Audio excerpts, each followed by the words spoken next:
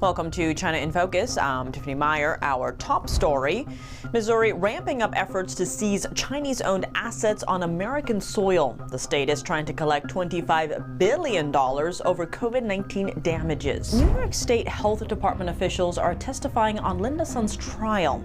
Sun is accused of helping relatives and associates secure major state contracts for masks and gloves during the COVID pandemic. China is buying more soybeans from the U.S., but the amount is still well below Beijing's pledge. Meanwhile, the Trump administration says details on new payments for struggling farmers coming soon. Competition between the U.S. and China over critical minerals is heating up. How Beijing is courting African and Central Asian countries right after Washington's move. China is ramping up pressure on Japan, canceling flights and trips with a possible seafood ban looming. Meanwhile, Taiwan's president shows support for Japan, sharing a meal of Japanese seafood in a powerful show of solidarity. A Chinese national accused of running a major drug trafficking network appears in U.S. court after extradition. Authorities say his operations traffic thousands of pounds of narcotics into the U.S. and other countries.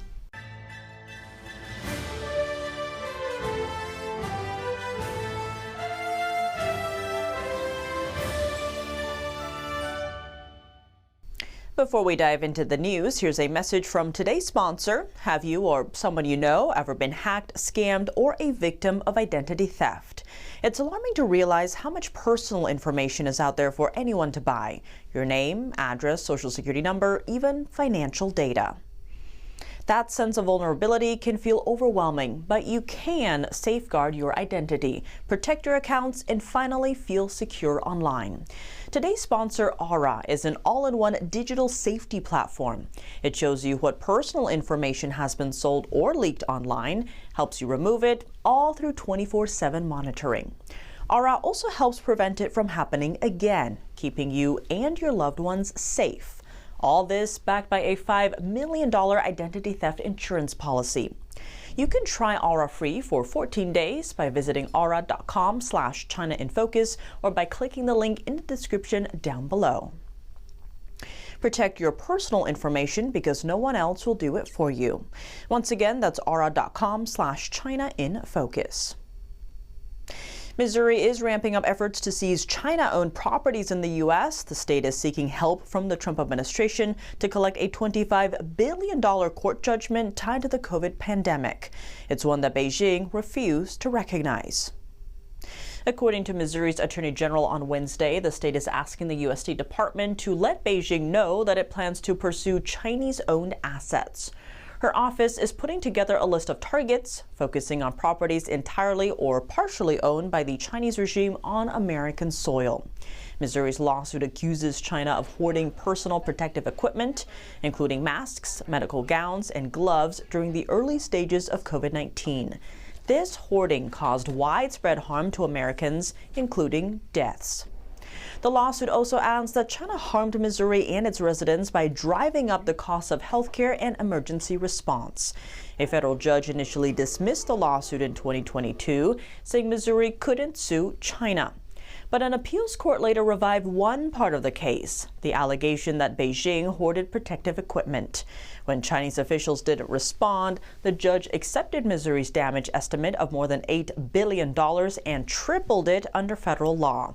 He then added nearly 4% interest, bringing the total to roughly $25 billion. China's Foreign Affairs Ministry says its actions during the pandemic aren't subject to U.S. law and that it does not recognize the ruling. Another state has successfully sued China over COVID-19. In May, Mississippi won its $200 billion lawsuit. And now the big question is how the state plans to collect the money. Linda Sun's trial, day 6. Members of the New York Health Department, both former and current, have testified on the trial. Sun allegedly steered state contracts to benefit people connected to her when New York was in desperate need of medical masks and gloves to counter COVID. In return, Sun allegedly received millions in kickbacks. NTD's Flora Hua has more. The witnesses testifying about Linda Sun's behavior were the same individuals who worked with her directly during COVID, particularly in selecting vendors worldwide to buy personal protective equipment or PPE for the state of New York. That included gear like masks, gloves, and ventilators. The demand for these commodities was in the millions, and the budget to purchase them could reach tens of millions of dollars. In 2020, Governor Cuomo's office assigned Sun to work with the government's procurement team, particularly to help them connect with Chinese vendors. Witnesses said they heavily relied on Sun for her Chinese language skills and often took her advice at face value. Prosecutors allege that Sun exploited her role and the government's trust in her. One piece of evidence shows that Sun received an official email from China recommending 4 Chinese PPE companies. However, Sun appeared to have revised the email, adding another company that was never officially recommended. This company eventually made millions of dollars from New York State contracts, and Sun also benefited from these deals. Prosecutors allege that the company is owned by Sun's cousin. Reported by Flora Hua, NTD News.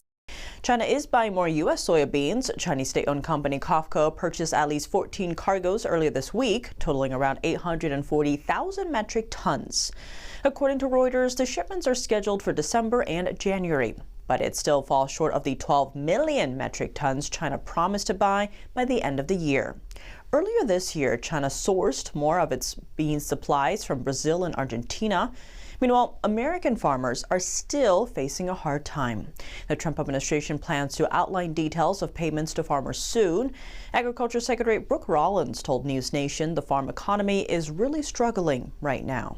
Part of that is because of the China refusing to buy soybeans during the trade renegotiations. Of course, that is now opened back up.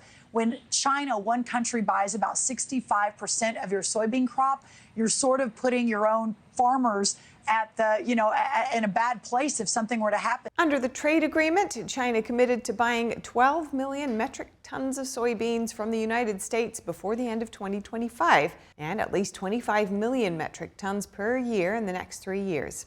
Rollins said the department will soon be announcing a potential bridge payment for those still facing losses.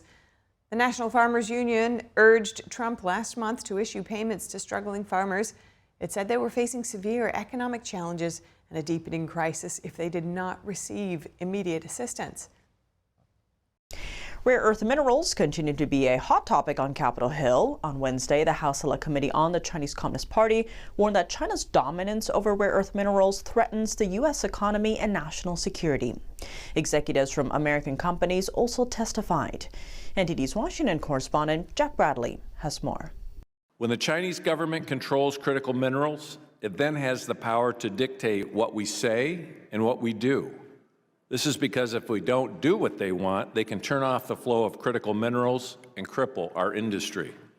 The House Select Committee on the CCP warning about China's monopoly on rare earth minerals. Rare earths are critical from everything for smartphones to fighter jets. And just over a month ago, Beijing cut off rare earth mineral exports entirely, a move that shocked global markets and forced Washington and its allies into emergency talks.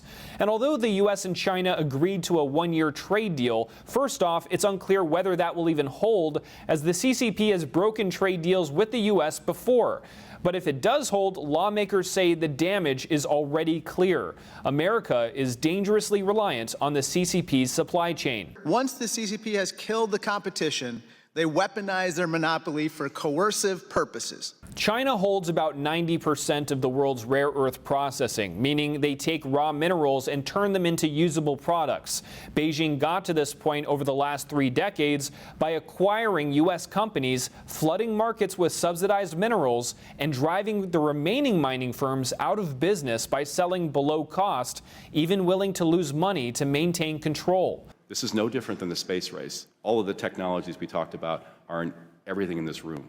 Your blender, your phone, your computer, our defense systems. Rare earths may be a small upstream industry worth just tens of billions of dollars, but they underpin trillions in downstream economic activity and millions of jobs. One lawmaker saying factories in her state were impacted by China's export restrictions. Auto suppliers can't get the magnets required for electric motors. Steel and chemical producers see costs jump overnight. It's the result of a deliberate strategy by the Chinese government to control the supply chains that power the 21st century economy. The panel recommends rebuilding the domestic supply chain from mining to refining. This year, the Pentagon invested $400 million for a stake in MP Materials, America's only rare earth mine in Mountain Pass, California. And they also warn that unless the U.S. rebuilds now, Beijing will continue using these minerals as geopolitical leverage. Reporting by Jack Bradley, NTD News. The U.S. and China doubling down on competing for influence over mineral-rich countries in Africa and Central Asia. On Thursday, Chinese Premier Li Qiang signed an agreement worth over $1 billion with Zambia and Tanzania. Zambia is the second largest producer of copper in Africa. The deal would modernize a railway that allows China to reach Zambia's vast copper deposits. The railway is widely seen as a counter to the Lobito Corridor, a railway corridor that makes it easier for the U.S. to access critical minerals in Africa. Li Qiang is the first Chinese premier to visit Zambia in 28 years. It comes 3 days after Donald Trump Jr.'s meeting with Zambia's president during his private vacation. Zambia's president affirmed his commitment to fostering U.S.-Zambia relations. Li's visit comes as Zambia grapples with heavy debt, with China being its largest official creditor. Beijing says it wants to show how African nations can recover from financial crisis with its assistance. Europe and the U.S. are also vying to become alternative benefactors of Zambia. Zambia is part of China's Belt and Road Initiative. It's a program where Beijing finances large infrastructure projects in developing countries through loans. But when countries fail to pay back the money, the Chinese regime often takes control of their strategic assets.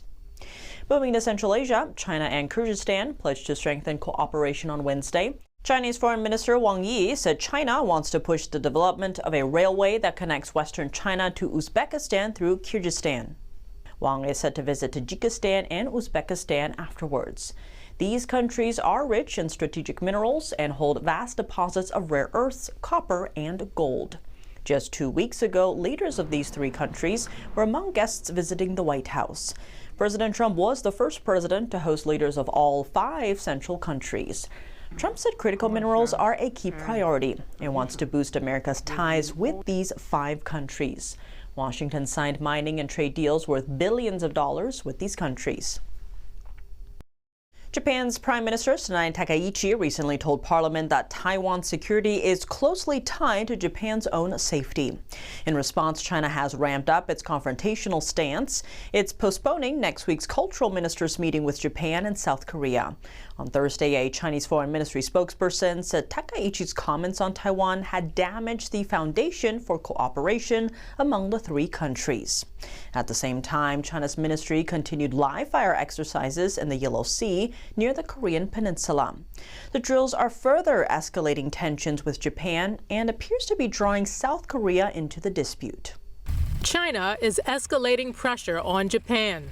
This week at the United Nations General Assembly, China's ambassador stated Japan is completely unqualified to ever join the Security Council as a permanent member, taking a direct shot at Tokyo's goal. Back home, Chinese travel agencies are canceling both group and individual tours to Japan. Sichuan Airlines just announced it would cancel all direct flights between Chengdu and Hokkaido starting from January till March next year. Japanese seafood has also reportedly been blocked at Chinese customs. However, Japan's chief cabinet secretary said the government hadn't received any official notice from China and vowed to keep talking. U.S. Ambassador to Japan George Glass slammed Beijing's move as coercion and emphasized that the U.S. is standing by Japan. Meanwhile, in Taiwan, President Lai Ching-te posted his lunch on Thursday. A plate of Japanese sashimi, Kagoshima, yellowtail, and Hokkaido scallops, mixed with Taiwanese touches. He said, quote, "Now is the perfect time to enjoy Japanese food," displaying a clear sign of Taiwan-Japan solidarity. Earlier this month, Japan's Prime Minister Takaichi told Parliament that Japan may respond militarily if China attacks Taiwan. Beijing demanded she retract it. We understand is that this success has troubled the Chinese. They felt that she would be a short-lived prime minister, an unsuccessful prime minister, but with this successful foreign policy outing, I think they felt that it was an important time to start putting pressure on Japan. And when she made comments that a Taiwan contingency would be a security threat for Japan and Japan would have to intervene militarily, this was an opportunity for China to step up the pressure economically on Japan. So I don't think we're at the peak point. Actually, I think we're just starting. China's just starting in terms of the pressure that it's going to put on Japan. A Japanese envoy went to Beijing this week with 3 firm messages. 1, the prime minister will not retract her statement on Taiwan. Japan remains firm on this stance. 2, stop claiming Japan has become unsafe. That's no reason to scare away Chinese tourists. And 3, Japan strongly condemns the Chinese diplomat's post threatening to behead the Japanese prime minister. After the meeting, China released photos making it look like Japan came to apologize. Tokyo immediately condemned the pictures, too. And again, the whole incident is a false narrative from the outside, but from the Chinese point of view, the Chinese Communist Party has really put a narrative to the people that this is another example of Japan's trying to bully China and to keep China down. Japan's defense ministry think tank, the National Institute for Defense Studies, released its China Security Strategy Report 2026 on Thursday. The report warns of a growing rivalry in Northeast Asia, with China, Russia, and North Korea on one side, and the U.S., Japan, and South Korea on the other. This divide is driven by 2 main factors. First, ongoing joint military exercises between China and Russia, and second, North Korea's direct involvement in Russia's invasion of Ukraine, which has strengthened military cooperation between the two. A major step in dismantling a network that fueled addiction and death in the U.S. A Chinese national accused of running a massive drug trafficking operation appeared in U.S. court Wednesday after being extradited from Mexico. Jidong Zhang, also known as Brother Wang, pleaded not guilty. Authorities say Zhang ran a network that trafficked thousands of pounds of narcotics, including fentanyl and cocaine, into the U.S. and other countries. According to law enforcement officials, his organization allegedly laundered at least $77 million through over 100 shell companies in the U.S. Zhang's network is also said to have cocaine and fentanyl hubs in the Atlanta and Los Angeles metro areas. A former DEA official told The Guardian that Zhang is even better than a kingpin because kingpins sit at the top and only a few people communicate with them. Zhang was involved in all of these things.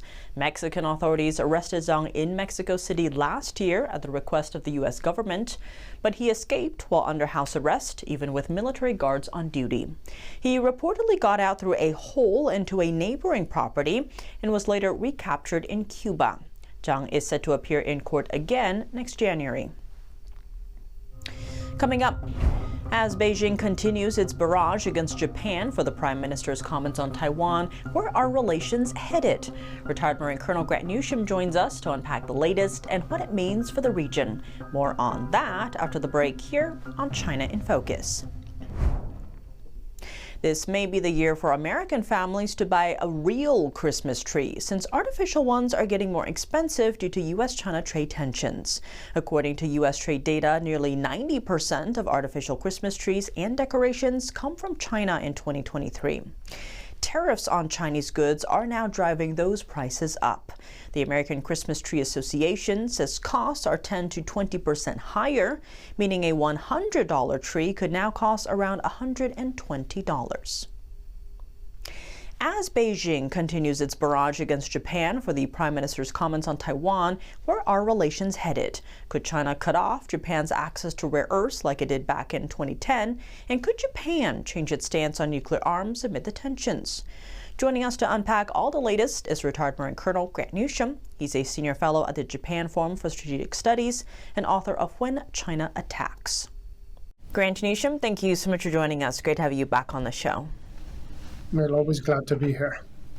Now, amid the current dispute, if you will, between China and Japan, China has been following its usual playbook and punishing Japan for taking a stand on Taiwan. But there is one card we haven't been seeing played yet so far, the rare earth card, like they did back in 2010. Why do you think that card's not on the table right now?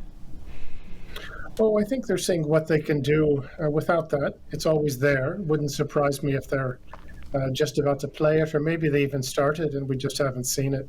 But they know they've got it. But also the Japanese have done better than just about anyone else at breaking the dependency on the Chinese for rare earths.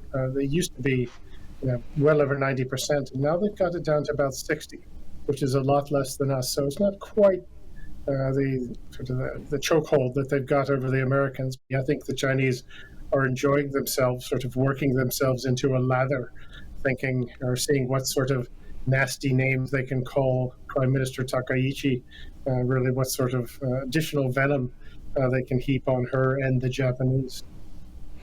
Now, on another front, you have China's foreign ministry spokesman is warning Japan against nuclear arms, calling it a major negative policy shift. Now, how likely are we to see Japan's Takaichi change the country's, say, direction or guidelines on nuclear? Could we see a U.S. nuclear-powered submarine end up in Japan? Well, actually, we do have U.S. nuclear-powered submarines come to Japan. We don't have any that aren't nuclear powered, so they do come to Japan. Whether or not they have nuclear weapons aboard is another question, and I think that has always been a question that nobody asks. Suits both sides that way. But the Japanese have been thinking about nuclear weapons, nuclear power. Well, they've got nuclear power, but they've been thinking about nuclear weapons for a long time. They are, of course, as we heard during sort of the end of the Prime Minister Abe era, but also after he stepped down, he was talking about things like, well, maybe letting the Americans bring nuclear weapons onto Japanese territory. That might not be such a bad thing. And the Japanese have always been very concerned that the Americans might not use nuclear weapons to defend Japan if necessary. So Japan's attitude towards nuclear isn't quite as pacifist as some people would think. But for any major changes, that's going to come sometime in the fairly far future, although you have the right crisis and you can find Japan and the United States doing a lot of things that nobody thinks are possible at the moment. The Americans pulled all nuclear weapons out of Japan in 1972.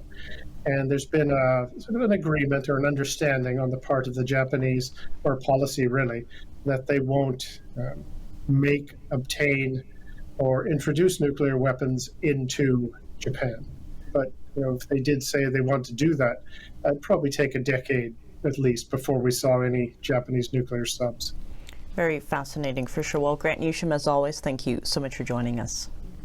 We'll always enjoy being here. Thank you. And that's all for today's China in Focus. I'm Tiffany Meyer. If you have any feedback on the show or have something you'd like to see us cover, send us an email at chinainfocus@ntd.com. We'd love to hear from you. Round-the-clock original news coverage, visit us at ntd.com or download our NTD app. Thanks for watching. See you tomorrow.